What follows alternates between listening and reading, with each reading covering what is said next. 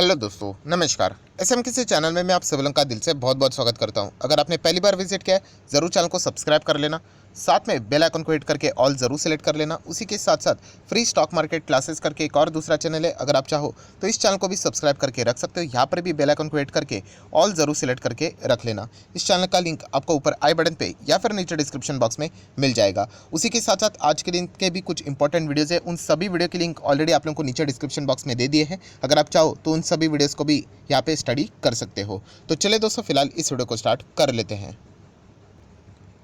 सो दोस्तों, अभी हम लोग आ चुके हैं बिल्कुल हमारे नॉर्मल स्क्रीन के ऊपर। एंड दोस्तों, यहाँ पे अगर हम लोग आज के दिन की अगर हम लोग बात करें, मतलब कल बहुत सारे लोगों ने ये सवाल पूछा था। आप सभी लोगों को पता है, कल के दिन हम लोग को आरजे सर से रिलेटेड बैड न्यूज़ यहाँ पे देखने को मिली थी।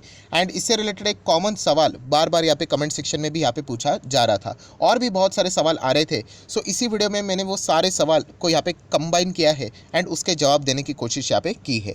सो नो डाउट दोस्तों, आरजे सर का नाम आप सभी लोगों को पता है, बहुत ही ज़्यादा फेमस था मार्केट में। एंड अगर हम लोग बात करें उनके पोर्टफोलियो की साइज़, हर किसी को पता है कि कितने करोड़ का ये पोर्टफोलियो है।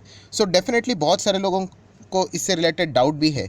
तो सर, अगर हम लोग बात करें, आरजे सर के पास इतने सारे शेयर्स थे, सो उन शेयर्स का होगा क्या, राइट? एंड अगर उन शेयर्स की अगर हम लोग बात करें तो इनमें कोई कोई खतरे वाली बात है, या फिर ये शेयर्स गिरेंगे, कोई टूटेंगे, मतलब क्या हो क्या सकता है? तो इससे रिलेटेड ये जो आप लोगों के डाउट्स है, वो आप लोगों को मैं क्लियर करने की कोशिश इस वीडियो में यहाँ पे करने वाला हूँ। सो दोस्तों, सबसे पहली बात देखिए, इन्वेस्टर के अलग अलग टाइप होते हैं, राइट? सो यहाँ पे अगर हम लोग यहाँ पे बात करें तो बेसिकली मैं दो टाइप के इन्वेस्टर की बात करना चाहूँगा। एक इन्वेस्टर का टाइप रहता है, एक फाइनेंशियल इन्वेस्टर रहता है, एंड दूसरा टाइप के इन्वेस्टर की अगर मैं बात करूँ, स्ट्रैटेजिक टाइप का इन्वेस्टर। सो ये फाइनेंशियल स्ट्रैटेजिक, इसमें फ़र्क क्या है? तो दोस्तों, जो फाइनेंशियल इन्वेस्टर रहता है उसका जो मकसद रहता है वो एक ही रहता है कि कंपनी के बिजनेस में इन्वेस्ट करो, just to make money. Yes, company के इसमें 100 रुपये का शेयर है, इन्वेस्ट करो, मुझे कंपनी के फंडामेंटल अच्छे लगते हैं, ये कंपनी अगर 1000 तक चली गई तो मेरा पैसा 10 गुना हो गया, मैंने प्रॉफिट यहाँ पे कमा लिया। तो आप यहाँ पे देख सकते हो, उनका सिर्फ एक ही मकसद यहाँ पे रहता है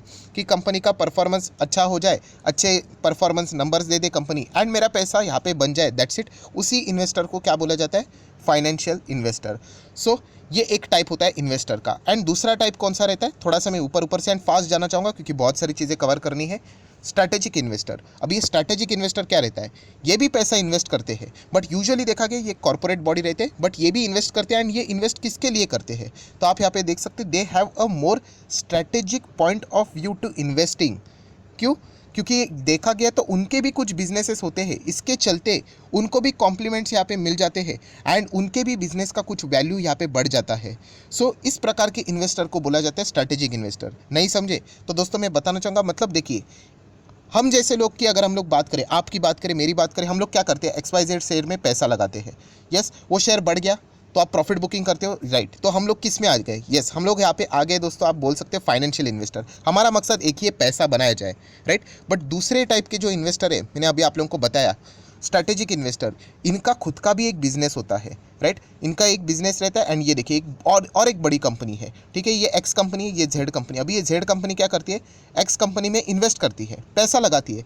तो ये पैसा क्यों लगा रहा है? क्योंकि जेड का भी कोई बिजनेस है, एंड वो एक्स के बिजनेस के साथ, मतलब दोनों ग्रो करेंगे। ऐसे इन्वेस्टर को क्या बोला जाता है? स्ट्रैटेजिक इन्वेस्टर बोला जाता है। अभी इसका बेस्ट एग्जांपल कौन सा है? नो डाउट मैं टॉपिक के ऊपर आने वाला है, मैं मतलब आरजे सर से रिलेटेड इसका क्या संबंध है आपको ज़रूर समझ में आ जाएगा। सो जियो की बात कर लेते हैं, राइट? जियो तो आप सभी लोगों को पता है। सो अभी अगर हम लोग जियो की बात करें तो ये देखिए, इसमें विकीपीडिया के ऊपर हम लोग आ चुके हैं। यहाँ पे आपको ओनर्स देखने को मिलेंगे। देखिए ओनर्स में क्या लिखा है? रिलायंस के पास कितने? 67% शेयर है। एंड ये देखिए नीचे क्या देखिए लिखा है? 18% से ज़्यादा किसके पास है? स्ट्रैटेजिक इन्वेस्टर के पास है। देन आप देख सकते हैं प्राइवेट इक्विटी के पास कितना है। देन अगर हम लोग यहाँ पे वेल्थ फंड की बात करें कितना है, राइट? अगर इसी का बाइफर्केशन अगर हम लोग को नीचे देखना है तो वो भी हम लोग देख सकते हैं। देखिए ओनरशिप में मैं अगर क्लिक कर लेता हूँ तो रिलायंस का नाम देखने को मिल रहा है एज अ प्रमोटर। ये देखिए नीचे क्या लिखा है? देखिए स्ट्रैटेजिक इन्वेस्टर। मेटा प्लेटफॉर्म मतलब फेसबुक, गूगल की बात करें, स्ट्रैटेजिक इन्वेस्टर मतलब क्या है कि इनका खुद का भी बिजनेस है। एंड यहाँ पे जियो में उन्होंने पैसा सिर्फ पैसा कमाने के लिए नहीं लगाया है। चलो मान लेते हैं राकेश झुनझुनवाला सर ने यहाँ पे जियो में पैसा लगाया होता, फॉर एग्जाम्पल, लगाया तो नहीं है बट मान लेते हैं, तो यहाँ पे उन्होंने क्यों लगाया होता? ऑब्वियसली उनका पैसा ग्रो करने के हिसाब से उन्होंने लगाया होता। बट यहाँ पे इन कंपनीज ने क्यों लगाया? क्योंकि उनका खुद का भी बिजनेस है, फेसबुक का अपना बिजनेस है, वो जियो के साथ कोई ना कोई स्ट्रैटेजीज बनाएंगे एंड अपने बिजनेस को आगे लेके जाने की वो बात यहाँ पे कर रहे होंगे, जो भविष्य में हम लोग को देखने को यहाँ पे मिल जाएगी। सो इस प्रकार के इन्वेस्टर को बोला जाता है स्ट्रैटेजिक इन्वेस्टर। सो ये इतना बड़ा लंबा प्रवचन मैंने आप लोगों को क्यों दिया, तो दोस्तों यहाँ पे मैं बताना चाहूँगा, जो मतलब आरजे सर की बात करें तो वो यहाँ पे है financial investor. And financial investor का एक ही मकसद, जैसे मैंने कहा, कि वो अपने पैसे को कैसे ग्रो किया जाए, इसी के ऊपर उनका ज़्यादा फोकस रहता है। तो डेफिनेटली जो आप लोगों को ये जो डर देखने को यहाँ पे मिल रहा था कि इसके चलते यहाँ पे कोई XYZ कंपनी का यहाँ पे क्या होगा, तो दोस्तों उससे आप लोगों को कोई भी डरने की ज़रूरत यहाँ पे नहीं है, राइट। ये फाइनेंशियल इन्वेस्टर से रिलेटेड ये मैं बात यहाँ पे कर रहा हूँ, जिसमें आप भी आ गए, हम भी आ गए, मतलब सभी आ गए। हाँ, स्ट्रैटेजिक इन्वेस्टर की बात करें, कभी कभी आप लोग न्यूज़ भी सुन सकते हो कि X कंपनी है एंड Z कंपनी है, ये दोनों स्ट्रैटेजिक, मतलब एक स्ट्रैटेजिक इन्वेस्टर था एंड इनमें अगर कोई झगड़ा हो गया तो बहुत ही टेंशन वाली बात रहती है, राइट, क्योंकि इनके बिजनेस के ऊपर इंपैक्ट आ जाता है, राइट। एंड जो फाइनेंशियल इन्वेस्टर है वो सिर्फ पैसा लगाता है इन्वेस्टमेंट ग्रो करने के लिए। सो ये एक पॉइंट क्लियर हो गया, तो इसके चलते आप लोगों ने टेंशन लेने की ज़रूरत यहाँ पे नहीं है। ये हो गया एक पॉइंट नंबर 1। अभी आ जाते हैं दोस्तों यहाँ पे कौन से चीज़ के ऊपर, पॉइंट नंबर 2 के ऊपर। वही सवाल पूछा जा रहा है, सर क्या यहाँ पे आरजे सर के शेयर्स है, राइट, उनके जितने पोर्टफोलियो में शेयर्स है, क्या उनमें अभी गिरावट यहाँ पे होगी? तो दोस्तों देखिए, गिरावट किस में होती है, गिरावट तब होती है, बड़ी लॉजिकल गिरावट की मैं बात कर रहा हूँ, राइट। वैसे तो मार्केट तो प्लस माइनस होता रहता है, कभी प्लस होगा कभी माइनस होगा।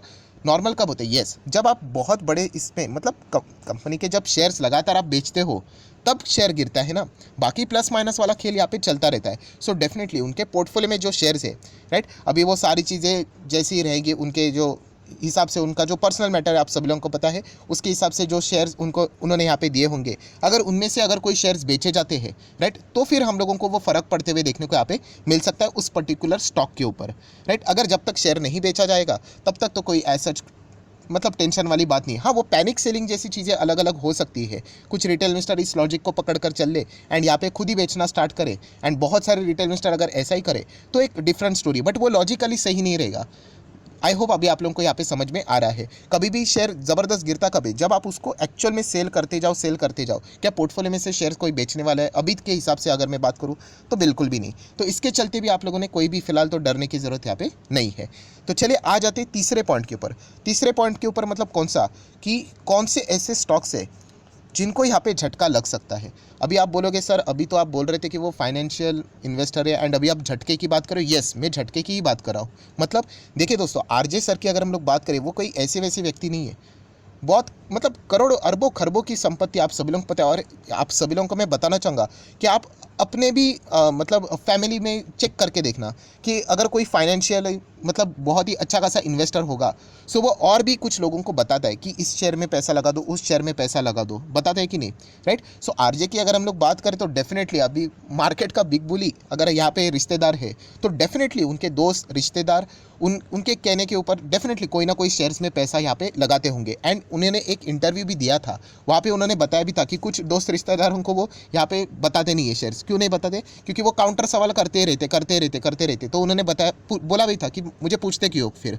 मतलब वो डेफिनेटली, जैसे मैंने आप लोगों को बताया कि आरजे सर कुछ दोस्त रिश्तेदारों को भी जो शेयर्स उन्होंने बताए होंगे, अभी उनमें स्टॉक मार्केट का नॉलेज नहीं होगा, फॉर एग्जाम्पल मान के चलते हैं, तो डेफिनेटली वहाँ से हम लोग को वो एग्जिट होते हुए देखने को यहाँ पे मिल सकते हैं। सो ऐसे कौन से स्टॉक्स हैं, उनसे रिलेटेड हम लोग यहाँ पे बात करने वाले हैं। एंड अल्टीमेटली दोस्तों, जो चीज़ मैंने आप लोगों को सिखाई है, जिस कंपनी का बिजनेस स्ट्रांग होता है, राइट, सो उसमें हम लोगों को डरने की ज़रूरत यहाँ पे नहीं है, राइट। तो चलिए उसी के ऊपर अभी हम लोग यहाँ पे आ जाते हैं। अभी आरजे सर के पोर्टफोलियो की बात करें तो बहुत सारे शेयर्स हम लोग को देखने को यहाँ पे मिल जाएंगे, बट कुछ इंपॉर्टेंट बड़े बड़े कंपनीज़ की हम लोग यहाँ पे बात करने वाले हैं। जैसे कि अगर हम लोग बात करें, देखिए टाइटन कंपनी, टाइटन में उनकी 5% से ज़्यादा होल्डिंग है, राइट। सो टाइटन कंपनी अगर देखा गया तो दोस्तों ये तो टाटा ग्रुप का स्टॉक है एंड 5% आरजे सर के पास है, 95% तो मार्केट में मतलब ओवरऑल अदर लोगों के पास है। तो डेफिनेटली इसके चलते आप लोगों ने कोई पैनिक टाइटन में होने की ज़रूरत यहाँ पे नहीं है। देन हम लोग बात करेंगे स्टार हेल्थ, जो कि जस्ट अभी हम लोग को आईपीओ के थ्रू देखने को मिला था। यहाँ पे आप बोल सकते हो थोड़ा सा पैनिक हो सकता है। रीज़न डेफिनेटली बिल्कुल नई कंपनी है। बहुत सारे लोगों ने स्टार हेल्थ में जस्ट इसलिए आईपीओ में पैसा इसीलिए लगाया था क्योंकि आरजे सर का नाम था। 17%, 17.5% की होल्डिंग आरजे सर के पास है, राइट। एंड छोटी टाइप की कंपनी है, अभी तक इस कंपनी ने उस लेवल का परफॉर्मेंस दिखाया नहीं, जस्ट अभी आई है। सो जो नए टाइप की कंपनीज रहते हैं उनमें कॉन्फिडेंस कम रहता है। अभी वहीं पे अभी हम लोगों ने टाइटन देखा था। टाइटन में किसी को कोई शक शिकवा शिकायत किसी को भी नहीं है। कंपनी के नंबर्स हम लोगों ने अभी देख लिए, कमाल की कंपनी है। तो ऐसे कंपनी से आप लोगों ने डरने की ज़रूरत नहीं है, ये बात आप लोगों को पता होनी चाहिए। Then Metro brands, Metro brand ने लगातार 3 क्वार्टर अच्छा किया है, बट जैसे कि अगर मैं बात करूँ तो मेट्रो ब्रांड में भी हम यहाँ पे कह सकते हैं आरजे सर ने यहाँ पे एंट्री की थी, इसीलिए बहुत सारे लोगों ने यहाँ पे एंट्री की होगी एंड 14.5% के आसपास की होल्डिंग यहाँ पे देखने को मिल रही है। तो थोड़ा सा यहाँ पे डर का माहौल भी यहाँ पे हो सकता है। वैसे तो मैंने अगेन कहा है कि बिजनेस के हिसाब से आप लोगों ने चलना चाहिए एंड बिजनेस के हिसाब से मेट्रो ब्रांड तो फिलहाल फैंटास्टिक परफॉर्मेंस यहाँ पे दे रहा है। Then Tata motor, obviously Tata group की कंपनी बड़ी कंपनी है, 1% होल्डिंग है। डेफिनेटली 1% होल्डिंग से कोई कंपनी तबाह नहीं होती है, 99% होल्डिंग तो बाकी लोगों के पास है, तो ये भी चीज़ पता होनी चाहिए। डेफिनेटली आप यहाँ पे आगे चल सकते हो। क्रिसल की बात करें तो ये कंपनी भी अगर देखा गया तो ऐसी वैसी नहीं, हाँ छोटी टाइप की कंपनी है यहाँ पे, बट हम लोग यहाँ पे कह सकते हो कि 5.5% के आसपास की होल्डिंग है आरजे के पास, तो ये बात भी आप लोगों को पता होनी चाहिए। देन फोर्टिस की अगर हम लोग बात करें, फोर्टिस पर्सनली मुझे तो इतना कुछ खास यहाँ पे नहीं लगता है। यहाँ पे भी मैं अगर बात करूँ तो आरजे सर ने एंट्री की थी, इसे मतलब खरीदा है, इसलिए बहुत सारे लोगों ने खरीदा होगा, तो इसके चलते कुछ रिटेल इन्वेस्टर यहाँ पे एग्जिट शायद से ले सके, ऐसा यहाँ पे हो सकता है। देन अगर हम लोग बात करें फेडरल बैंक, सो फेडरल बैंक में भी बहुत सारी चीज़ें ऐसी देखने को मिली है कि आरजे सर ने एंटर किया है, तो फेडरल बैंक में एंट्री यहाँ पे देखने को मिली है। कैनरा बैंक की बात करें तो वो बहुत ही ज़्यादा बुलिश हम लोग को देखने को मिले थे पब्लिक सेक्टर बैंक से रिलेटेड, तो उन्होंने कैनरा बैंक में इन्वेस्ट किया था। सो पब्लिक सेक्टर में मेरे पास तो कोई शेयर है नहीं, राइट। जैसे मैंने बताया था वर्स्ट में बेस्ट का अगर कोई है तो स्टेट बैंक ऑफ इंडिया। सो यहाँ पे भी आप देख सकते हैं 2% के आसपास होल्डिंग है कैनरा बैंक में भी, तो इसके चलते अगर हम लोग बात करें, आपको ज़्यादा देखिए पैनिक कहाँ पे होता है कि बहुत ज़्यादा होल्डिंग उनके पास है, मतलब ओनरशिप के प्रति अगर हम लोग बात करें, एसोसिएट के टाइप की अगर हम लोग बात करें, ऐसे कंपनीज़ में यहाँ पे डरने की ज़रूरत होती है। 1-2% वाले इससे ज़्यादा कुछ चिंता की बात नहीं होती। अभी इंडियन होटल टाटा ग्रुप की कंपनी है, तो ज़रूर यहाँ पे भी कोई चिंता की बात नहीं है। एनसीसी की बात करें तो यहाँ पे आप देख सकते हैं 12.5, बट वैसे भी एनसीसी इतना कुछ खास वैसा भी नहीं करता है। रैलिस इंडिया की बात करें, टाटा ग्रुप की कंपनी है, तो चिंता की बात नहीं है। नज़ारा टेक की बात करें, डेफिनेटली ये न्यू एक कंपनी ऐसी आई थी गेमिंग वाली कंपनी, तो यहाँ पे हम कह सकते हैं इस कंपनी का नाम आरजे की वजह से डेफिनेटली अच्छा खासा हम लोग को प्रमोट होते हुए ये कंपनी देखने को यहाँ पे मिली थी। सो ज़रूर आप नज़ारा टेक के ऊपर फोकस यहाँ पे रख सकते हो। यस, मैं डिस्क्लेमर देना चाहूँगा, ये कंपनी मेरे पास भी है, सो ज़रूर आप इस कंपनी को फोकस में यहाँ पे रख सकते हो। सर आप क्या करोगे? देखिए मैं इन्वेस्ट कर रहा हूँ, मेरा रीज़न है कंपनी का बिजनेस के हिसाब से, एंड बिजनेस है कि गेमिंग इंडस्ट्री इंडिया की आगे यहाँ पे ग्रो करेगी, अच्छा करेगी, इसलिए मैंने इन्वेस्ट किया है। सो शॉर्ट टर्म में प्लस माइनस हो जाए उससे मुझे कोई फ़र्क यहाँ पे नहीं पड़ता है। लॉन्ग टर्म के हिसाब से बात करें, मैंने बिजनेस के देख के सारी चीज़ें यहाँ पे फिलहाल तो इन्वेस्ट किए, एंड इस वक्त कंपनी के नंबर भी धमाकेदार थे। देन जुबलेंट फार्मा की यहाँ पे बात करें या फिर नेक्स्ट जुबलेंट कंपनी की अगर हम लोग यहाँ पे बात करें, दोनों कंपनी छोटे कंपनीज है, तो आप चाहो तो इनके ऊपर फोकस रख सकते हो, शायद से यहाँ पे हम लोग को कुछ प्रॉफिट बुकिंग देखने को मिले। टाटा ग्रुप की जितने भी कंपनीज है, कोई सवाल पूछने की जरूरत नहीं, आप बिंदास यहाँ पे चाहो तो कंटिन्यू कर सकते हो।